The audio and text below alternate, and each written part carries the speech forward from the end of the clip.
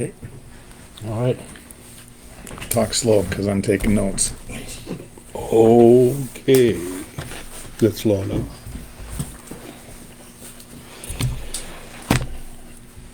Welcome to the Commissioner meeting, October 17th.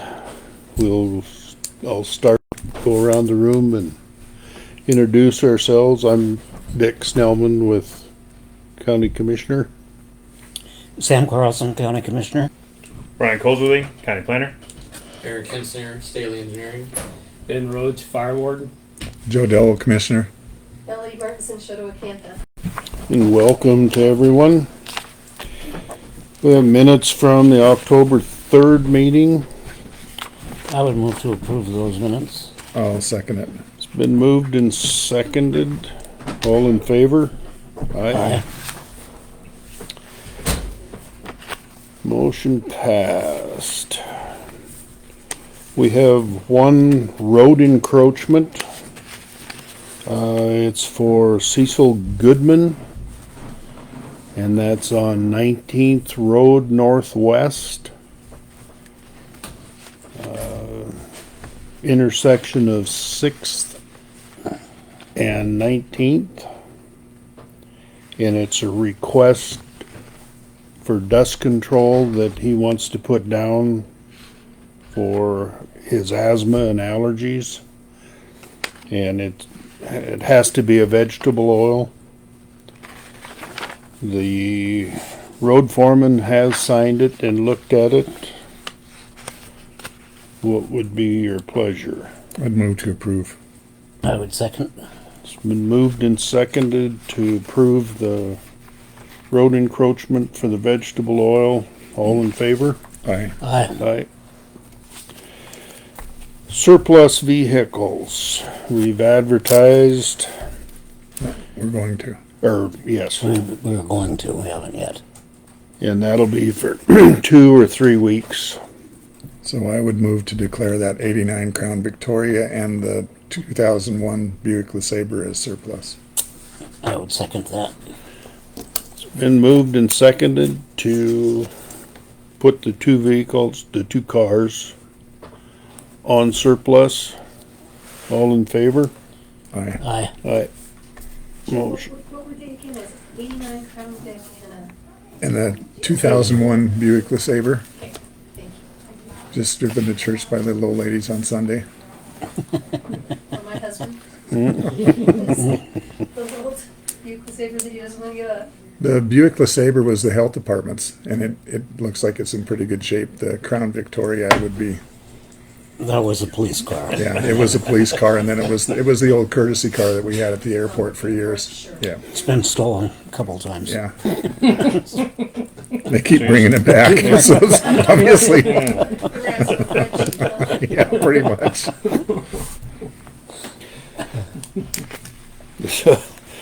The next item on the agenda is air pack approval. And Dan, if you'd like to.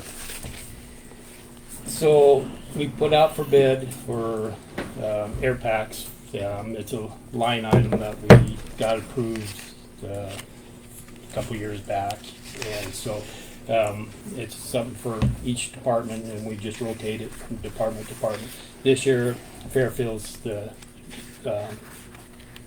gets the air packs for this year, and we put it up for bid. I received of the bids, I've received comment from 3 companies. 2 of them did bid, 1 chose not to bid. The bids came in at What were the names, Ben? Big Sky Equipment and Curtis Tools.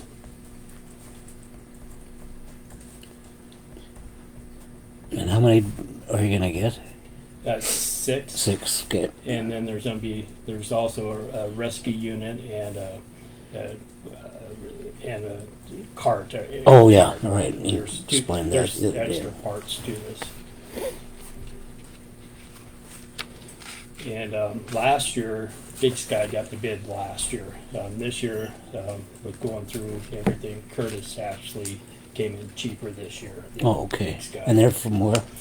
Curtis is Salt Lake City, Oh. Utah, but there's a distributor in Montana Oh, okay. for it.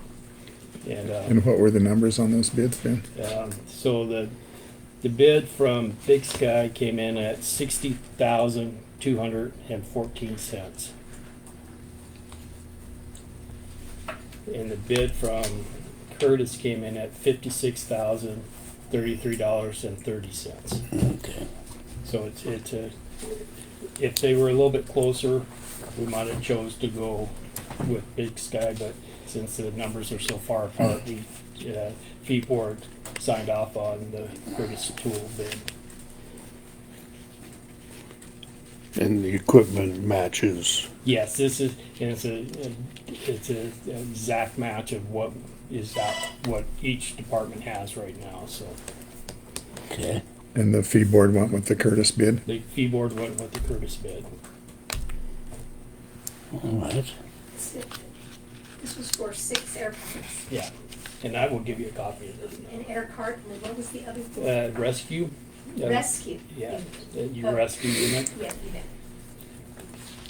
I would move to approve those. Someone who was, you were taking that. Yeah, yeah. I would second it. It's been moved and seconded to approve the purchase of the air packs requested by the fee board for Curtis Equipment Yeah, there's tools and, tools. yeah. All in favor? Aye. Aye. Motion passed. Next on the agenda Ben. is Highway 89 floodplain variance. Brian? Respect, which is being hired by MDT to put in the new bridge south of Choteau on Highway 89. Just about a mile from there is culverts that handle the discharge. The new bridge will actually meet our freeboard, so the water will pass underneath it, but we will have discharge, and they're going to put in additional culverts. The problem is, no matter how it's designed, there still will be water that flows over the road. So basically, exceptional hardship in the context and inability of the roadway to avoid overtopping during the base flood. Any attempt to raise the grade and avoid overtopping will further dam and divert floodwaters, inevitably increasing base flood elevation on the upstream side of the roadway. Additionally, because roadway is skewed to the floodplain, further damming flood flows on upstream side of the roadway will cause additional flows diverted in the southeast direction along the upstream side of the roadway. Raising the roadway will increase base flood elevation and potentially expand base floodplain area, adversely affecting existing landowners and worsening the flood hazards. So if we raise the road up higher, keep the flood on the east or the west side of the highway, it'll just cause more damage to more homes. The good cause with the proposed project is that the proposed bridge reduces the quantity of water overtopping the roadway. So the new bridge will allow more water to flow underneath it, which would reduce how much water is on the overflow of the culverts. And reduce base flood elevation on the upstream side of the roadway. The permanent bridge opening is larger than the existing bridge, and the capacity of the equalizer culverts are increased. The encroachment review demonstrates that base flood elevations decrease upstream of the crossing, and detailed review of the flow results reveal that the quantity of flow through the proposed bridge is higher than existing bridge. The quantity of flow, the proposed equalizer culverted, is higher than the existing equalizer culvert, and the quantity of the flow overtopping the proposed roadway is less than the existing roadway. So the improvements will reduce what we currently are already facing. We want to have the bridge that would face water going over the bridge and damaging it further, and we have higher flood areas and where the culvert overflow area is. The proposed project should improve conditions for development since the existing bridge is aging, and due to replacement, new infrastructure will provide more reliable access through the corridor. So we're looking at up to 2 feet of overflow on the highway where the culvert area is, about that mile south of the bridge. The existing roadway overtops during the base flood, which complicates access for ordinary emergency services to properties during times of flooding. The proposed project also overtops during the base flood. However, the quantity of water flowing over the roadway is reduced since more water passes through the replaced bridge and larger equalizer culverts. My recommendation is to approve the variance. This is the best scenario for future development. And this, of course, is subject to change once we have the meeting in November regarding the updated floodplain, which is currently on hold after our letter. So this may change completely. So we might have less water or more water. We don't know yet. But they are putting in every possible contingency to reduce as much as possible. In this plan. In this plan, yes. Okay, so if there is a Change. Yeah, we'll adjust further down in the future. Okay. Okay. I would move to approve this. I'll second it. It's been moved and seconded to approve the variance. All in favor? Aye. Aye. Thanks, Brian. I'll get one of these original ones over for your signature. Okay.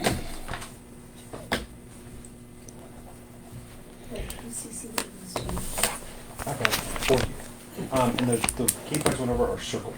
Awesome. Thanks so much. Mm-hmm. Next item on the agenda is bids for the metal structure. One from Cornerstone and one from Guy Tobacco. And I'll just introduce them real quick. So Guy Tobacco received these bids per the request that was advertised and posted as required. He received 2 overall. Those are what are presented to you today. We would suggest that those be opened, reviewed, and accepted under advisement. That way we can look at them and make sure we're comparing apples to apples. And then we would also suggest giving the design team and the GC Guy Tobacco review of those as well after they're open, so he or they can also compare and then give you a report back and say, yes, these are the same, we're comparing apples to apples, or this guy should add X, Y, and Z, or et cetera. Perfect. Okay. Okay, so you've opened that one. That one's from Cornerstone. Cornerstone. Mm-hmm.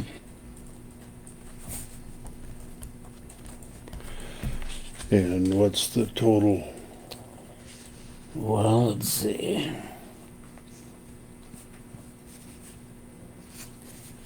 There's 3 different. There's 3 different deals here.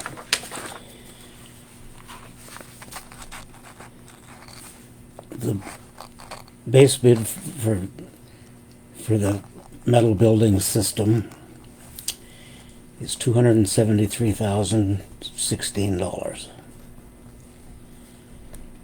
This is Cornerstone, you said? Mm-hmm.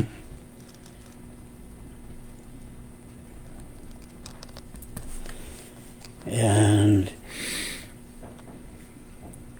there's 2 sections here. And then the erection and installation labor. Yep. Is $228,050. So erection is 228 additional? Yep. The building system is 273. The erection and installation is 228. Right. And then the And building then the insulation. Installation is $48,750. 48 or 38? 48.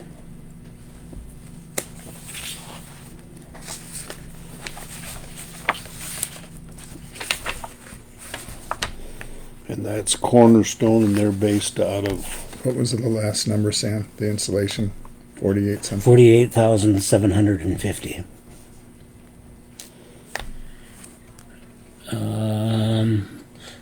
Cornerstone is from Lolo, Montana. okay. The next bid is Guy Tobacco. Well, they're both Guy Tobaccos. But, They both submitted to Guy Tobacco. yeah. Yeah, Right. but this one Oh, is is actual their their building. supplier. Oh, I see. Okay.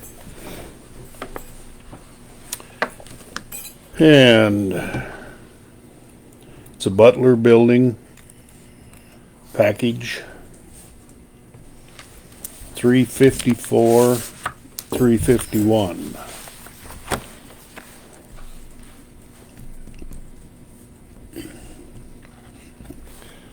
For the metal building package. Erection is $347,911. Okay, that's quite a bit higher.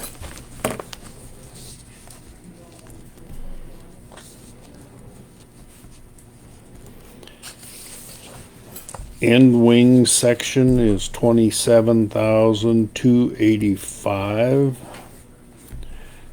Entries are $10,750. Snow guards are $12,478. Insulation package is $43,651. And it says liner panel and awnings included for a total of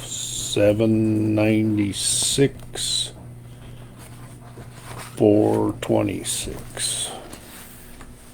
I'm assuming that's a 4. Yeah.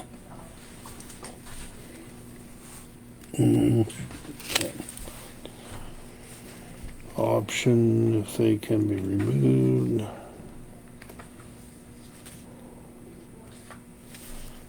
Butler's Classic Building will not design the awnings if they can be removed or conveniently framed or conventionally framed.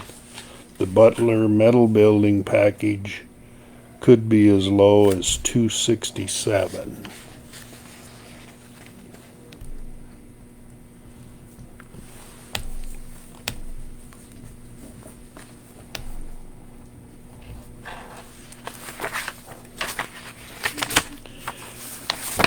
Okay, so those are the numbers, and I would say we'd take them under advisement, I'll give move them that to the, we take them under advisement Right. so the engineering firm can give us our best option. Yes, so our office will review them, Scott's office, the architect will review them, Okay. and then the GC, which you guys already selected, guy for that, will also review them. And we will generate a report for you guys prior to your next meeting with our findings and Right. suggestions, and then you guys can vote from there. okay, Oh, okay. Sounds good. so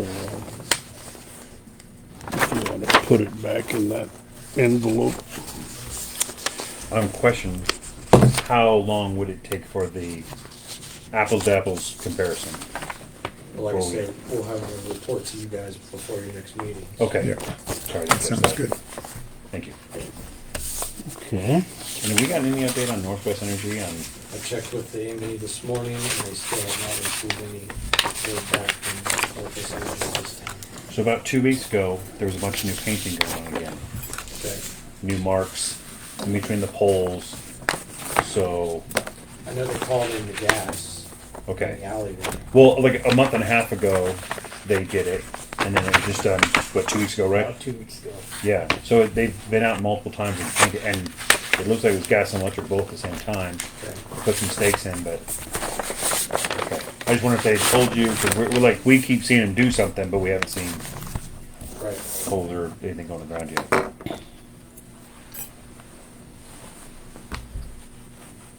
Any other questions? While we're on the topic of the EMS building, just to reiterate, we'll be receiving an email with respect to the lab equipment. And then the desired cooler for the morgue area, there's no specifics given. Correct. Yep. And I should have that Sure. email shortly, so. Okay, great. All right. Did we vote on that? Do we need a motion to take that under advisement? I moved. Oh, Can I I'll get a second.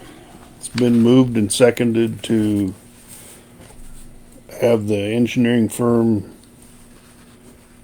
compare the bids and get back to us at our next official board meeting, so. All in favor? Aye. Aye. Thanks, Aaron. Thank you. Yeah, thank you. And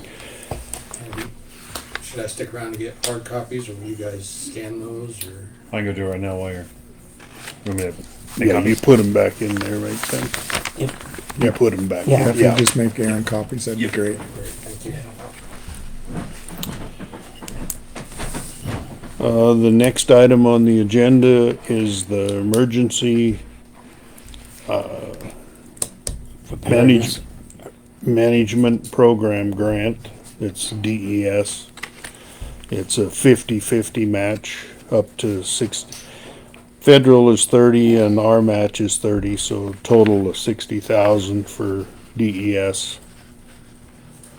And it's a annual upgrade at this point. What's your pleasure, gentlemen? I would move to approve this. I'll second it. It's been moved and seconded to accept the DES award. All in favor? Aye. Aye. So Dick, the amount of the grant is $30,000 and we match it $30,000? Correct. Okay. And this comes from, Mo- The state of Montana, it's federal money, but it's what the DES, Passed the through, county yeah. DES. state DES. Yeah.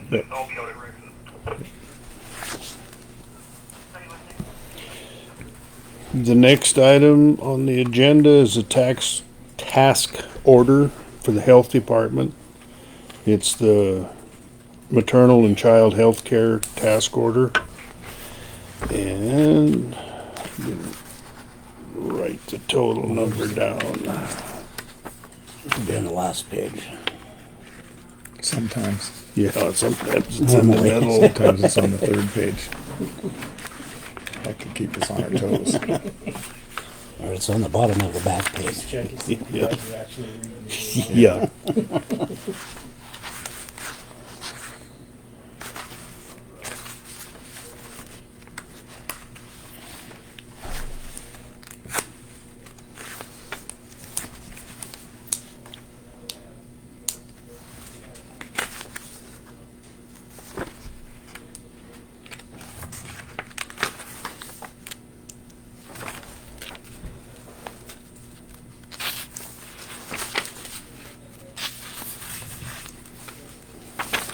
Well, they hide some of them.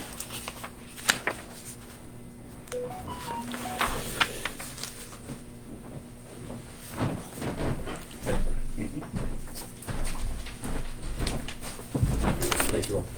Thanks, Aaron. Thanks, Aaron.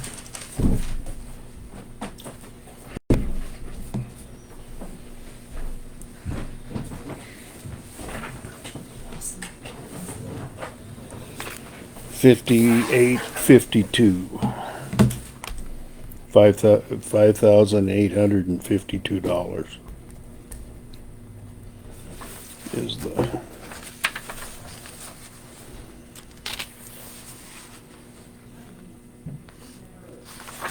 grant. Okay. And that goes to the health department Right. for child health. I would move to accept that. I'll second it. It's been moved and seconded to accept the task order. All in favor? Aye. Motion passed. Okay, commissioners' reports. Let's see. We're mowing and grading. Yep. Trying to we'll keep the graders going as long as weather permits because we realize very well that we are behind. Yeah. That's about all I've got too. Joe, remind me how many grader operators do we have out in the field right now? We had 8, now we have 7. We're down 1 again. We made it 3 weeks with a full crew.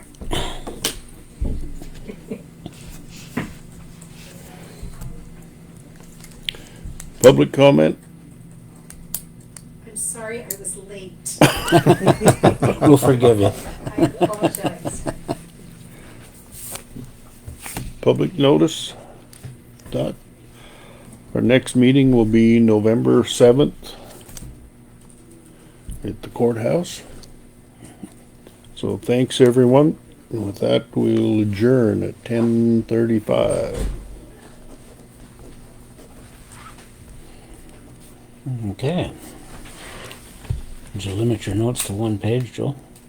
Yeah, and they're really bad.